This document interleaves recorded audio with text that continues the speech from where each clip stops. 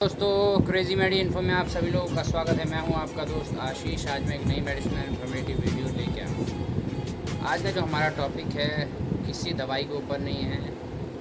आज का जो हमारा टॉपिक है प्राइवेट हॉस्पिटल्स में जो स्कैम चलते हैं, किस प्रकार से मरीज़ों को लूटा जाता है, इसके बारे में मैं बताता हूं आपको। आज से 2 साल पहले मेरे एक फ्रेंड ने जो है कि हॉस्पिटल में जो कि ट्रीटमेंट करवाया, डेंगू का ट्रीटमेंट। वो डेंगू का ट्रीटमेंट उनको लगभग 50,000 रुपये का पड़ा। और उसी ट्रीटमेंट को मैं बताता हूँ आपको, ज़्यादा से ज़्यादा वो ट्रीटमेंट 5,000 का पड़ता अगर वो बाहर से वही ट्रीटमेंट करवाते तो किस प्रकार से ये लोग जो है कि प्राइवेट हॉस्पिटल्स में लूटा जाता है जो है कि पेशेंट्स को, उसके बारे में आज जानेंगे।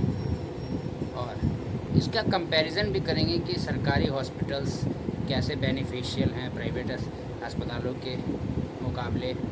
लेकिन हाँ, गवर्नमेंट हॉस्पिटल्स में थोड़ा टाइम लगता है, लेकिन उनसे कई ज़्यादा बेहतर हैं। प्राइवेट हॉस्पिटल्स से कई ज़्यादा बेहतर हैं गवर्नमेंट हॉस्पिटल्स। अगर आप सही टाइम पे मरीज़ को ले जाते हैं और अगर गवर्नमेंट हॉस्पिटल्स में अगर सही टाइम पे ट्रीटमेंट शुरू हो जाता है तो कितने ही फ़ायदेमंद है गवर्नमेंट हॉस्पिटल्स, जो कि आपको कम से कम पैसे में जो है कि अच्छा से अच्छा इलाज देने को हमारी गवर्नमेंट जो है कि सक्षम है। और हम जो है कि प्राइवेट अस्पतालों के चक्कर लगाते हैं और टाइम तो बच जाता है, पर जो है कि पैसा बहुत ही ज़्यादा ये लोग जो है कि नाजायज़ पैसा भी जो है कि वसूला करते हैं पेशेंट्स से, जो कि नहीं होना चाहिए, कभी नहीं होना चाहिए। तो चलिए शुरू बताते हैं कि डेंगू के ट्रीटमेंट में इन्होंने किस प्रकार से उस पेशेंट को लूटा। तो उसकी एक लिस्ट है। उन्होंने आईसीयू चार्जेस, जबकि ज़रूरत नहीं थी आईसीयू की। पेशेंट जो था उतना जो है कि कॉम्पेटिबल था, पेशेंट जो है कि ठीक ठाक था, इतना भी ज़्यादा उसकी कंडीशन नहीं ख़राब थी कि आईसीयू में भर्ती करना पड़े। पेशेंट को आईसीयू में ले जाया गया और आईसीयू का एक दिन का जो खर्चा उन्होंने लगा रखा है इस बिल के अंदर, मैं बिल आपको स्क्रीन पे दिखाऊंगा। इन्होंने एक दिन का जो खर्चा है लगा रखा है 7,500। मानते हैं इस बात? और कम से कम वो पेशेंट 2 दिन आईसीयू में रहा और जिसका खर्चा हुआ है कुल मिला के 15,000। इसके अलावा रूम रेंट की बात करें तो एक दिन का जो उन्होंने रूम रेंट चार्जेस लगाए हैं, जो पूरे महीने के गरीब परिवारों को जो पूरे महीने का रेंट होता है लगभग, उसको उन्होंने एक दिन का जो रेंट लगाया है वो है 2,000 रुपये का पर डे का रेंट चार्ज किया है उन्होंने। उसके बाद मेडिकल सुपरविज़न, यानी कि मतलब डॉक्टर की देख रेख के चार्जेस क्या होते हैं, उसका चलो उसके चार्जेस तो ठीक है, लगभग 300 रुपये लगाए हैं। इसके अलावा उन्होंने एक ब्लड ट्रांसफ्यूज़न किया, मतलब पेशेंट को ब्लड चढ़ाया, उसके भी चार्जेस अलग से लगा दिए। बाकायदे जो है कि ब्लड बैंक से द्वारा लेके आया गया था और उसके तो 15,000 के करीब लगे थे, क्योंकि उसको प्लेटलेट्स चढ़ी थी। तो ब्लड ट्रांसफ्यूज़न के इन्होंने चार्जेस, मतलब कि बताओ, एक थैली टांगने क्या, बल्कि आईवी सेट जो कि पेशेंट का लगा ही रहता है। आईवी सेट जो है कि क्योंकि फ्लूइड्स चढ़ते रहते हैं डेंगू के टाइम, उन्होंने क्या किया है कि ब्लड ट्रांसफ्यूज़न के चार्जेस जो लगाए हैं उन्होंने 1,500 रुपये एक्स्ट्रा। देख रहे हैं आप किस प्रकार से लूटा जा रहा है। अब पैथोलॉजी चार्जेस की बात कर लें, मतलब जो जांच करवाई गई थी उसकी ब्लड की और सीबीसी की, एलएफटी, केएफटी और भी बहुत सारी जांचें थी, डेंगू की, टाइफाइड्स की और मलेरिया, उसका खर्चा क्या है उसके बारे में जान लीजिए। 2,850 रुपये खर्चा आया है इन टेस्टों का। अगर यही टेस्ट अगर बाहर से आप करवाते हैं, ये जो मैंने केएफटी, वो पड़ता है आपका 1,500, सीधा डबल।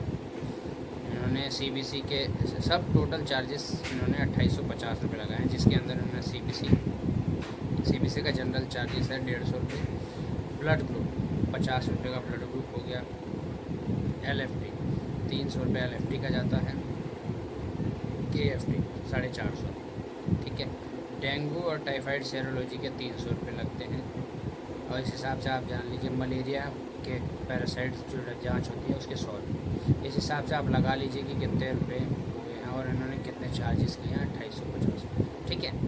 इसके बाद इन्होंने प्लेटलेट काउंट टेस्ट किया, उसके 150 रुपये लिए। बताइए, खाली प्लेटलेट्स काउंट टेस्ट करने का, ना कोई सीबीसी ना बाकी, बल्कि जनरल सीबीसी के जो चार्जेस होते हैं वो 150 रुपये होते हैं। और उसके बाद कई बार इन्होंने प्लेटलेट्स काउंट किया है, क्योंकि हर बार हर एक दिन उनको अपडेट देनी होती है डॉक्टर्स को, तो उन्होंने हर बार प्लेटलेट्स काउंट किए हैं। तो उसके हर डेली के 150 रुपये चार्जेस किए हैं। बताइए, जो कि 50 रुपये मैक्सिमम होते हैं एक चार्जेस के। हाँ, और एक्सरे, जो जनरल एक्सरे होता है 200 रुपये का, आपको कहीं से भी करवा लीजिए 200 रुपये का एक्सरे हो जाता है। उसके चार्जेस किए हैं इन्होंने 400। अल्ट्रासाउंड, अब कहीं से भी कितना भी बढ़िया अल्ट्रासाउंड कीजिएगा, ज़्यादा से ज़्यादा 600 रुपये लगते हैं। इन्होंने चार्जेस किए हैं 1000 रुपये। चलिए बढ़िया, कोई बात। अब ड्रग्स की बात करें, जो मेडिसिन उन्होंने दी है उसके बारे में भी मैं बता देता हूँ, क्योंकि मेडिसिन के बारे में मेरे को काफ़ी नॉलेज है, क्योंकि मेडिसिन के से रिलेटेड ही मेरे सारे काम हैं। मैं एक फार्मेसी चलाता हूँ। जान लेते हैं, इन्होंने चढ़ाया है मोनोसेप 1 ग्राम, जिसकी इन्होंने कीमत लगाई है 60 रुपये 50 पैसे। चलो रेट टू रेट लगाया है, कोई डिस्काउंट नहीं लगाया इन्होंने। मार्केट प्राइस इसका 30 रुपये होता है, ठीक है। उसके बाद लगाया है पेंटोप 40 इंजेक्शन। पेंटोप 40 इंजेक्शन मार्केट प्राइस इसका होता है 50 रुपये।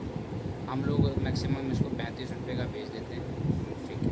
उसके बाद है एमसेट इंजेक्शन, मतलब उल्टी का जो इंजेक्शन होता है वो लगाया है। उल्टी का जो इंजेक्शन वो अब मात्र आता है 10 रुपये का। चलो इसका रेट टू रेट इन्होंने लगा दिया 10। हिस्टामोल, पैरासीटामोल 100 ml IV फ्लूइड लगाया। इसका MRP होता है, इन्होंने MRP से लगाया है 200 रुपये MRP होता है। और अगर इसको हम बाहर से लेते हैं तो ये आपको बिलीव नहीं होगा कितने रुपये का पड़ता है। ये पड़ता है आपको 20 रुपये का, सीधा 180 रुपये का टाका मारा है, ठीक है, कोई दिक्कत नहीं। उसके बाद इन्होंने जो है कि ट्रेनिक्स 5 ml का इंजेक्शन, मतलब कि जो सिरिंज आता है उस पर जो MRP होती है 17 रुपये, वो लगा रखी है 17 के 17 रुपये। और मार्केट में आपको 3 से 4 रुपये का ये मिल जाता है बहुत ही आसानी से। इसके बाद कैथेटर लगाया, यानी कि वो IV जो एक आता है कैथेटर, उसको लगाया है। उसके भी चार्जेस बहुत, मतलब कि IV सेट लगाने की जो कीमत है उसकी 180 रुपये IV सेट MRP होती है। हम लोग ज़्यादा से ज़्यादा 30 से 35 रुपये में उसको बेच देते हैं। उसको इन्होंने लगाया है 180 रुपये का, ठीक है जी। उसके बाद 10 ml की सिरेंज भी भाई 35 रुपये के लगा रखे हैं। हम लोग 10 रुपये का 10 ml का सिरेंज दे देते हैं। और इसके बाद RL जो है कि हम 30 रुपये का दे देते हैं किसी को भी, पेशेंट को, किसी की वो भी ज़रूरत है। 30 रुपये का 30 रुपये बहुत ज़्यादा है। उन्होंने MRP टू MRP लगाया है 50 रुपये। DNS जो है लगाया उन्होंने, जो 50 का MRP है MRP पे लगा दिया है, 25 रुपये तक का दे देते हैं। ऐसे ही इन्होंने मेडिसिन में भी लूटा है।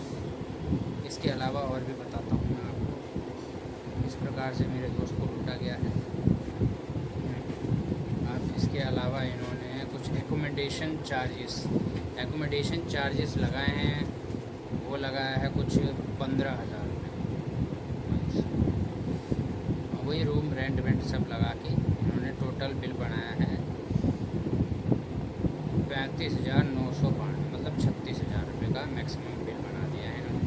और साथ में एडिशनल इनको प्लेटलेट स्टडी जो 15,000 की पड़ी।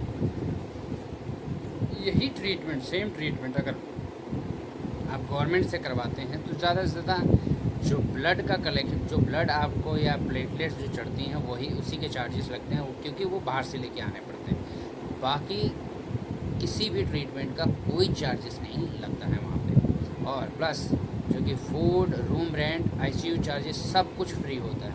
इसके बारे में आप जानिए। थोड़ा सा टाइम लगता है, लेकिन गवर्नमेंट में बहुत ही सेफ़ और सुरक्षित इलाज होता है as compare to private hospitals. Private hospitals वाले अपनी मनमर्जी का जितना लूट सकें उतना लूटते हैं।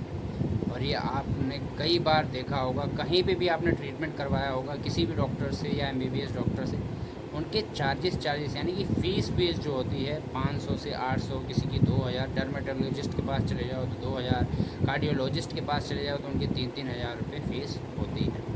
ये आप सभी जानते हैं कि 3-3 हज़ार रुपये आप फ़ीस देते हैं। और प्लस जो दवाइयाँ लिखते हैं उसके चार्जेस बहुत ही अलग।